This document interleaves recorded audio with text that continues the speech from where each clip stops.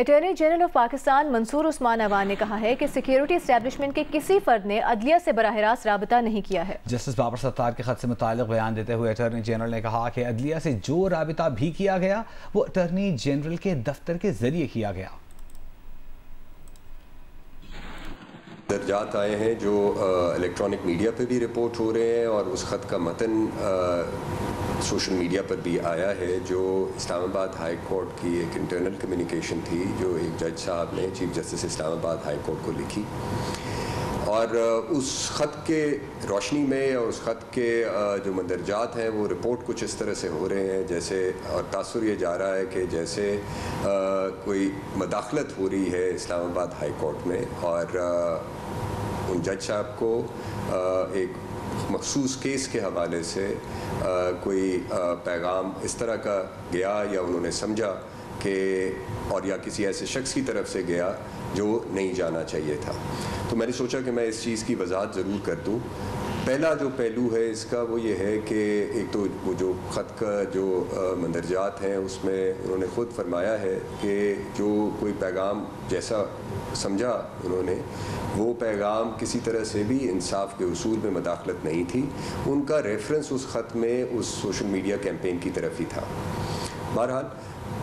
چونکہ ایک بات ہے اور اب میڈیا پہ چلی گئی ہے، تو اس لیے میں ایز بحیثیت اٹارنی جنرل، بحیثیت پرنسپل لا آفیسر اس ملک کے، یہ ضروری میں نے سمجھا کہ اس کی وضاحت ابھی کر دی جائے۔ نہ حکومت نہ کوئی اور ریاستی ادارہ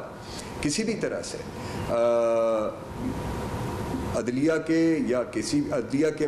جو ان کا کام ہے، جو ان کے آئینی فرائض ہیں، اس میں مداخلت نہ کر سکتا ہے نہ کرتا ہے، اور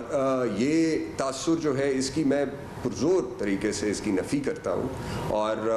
میں یہ جو میڈیا سے بھی میری درخواست ہوگی کہ وہ جو خط ہے، اب چونکہ وہ ہے سوشل میڈیا پہ، تو اس کے متن پر ذرا غور فرما لیں اور یہ دیکھ لیں کہ انہوں نے کس چیز کو کہا ہے کہ وہ انصاف کے فراہمی میں رکاوٹ تھی۔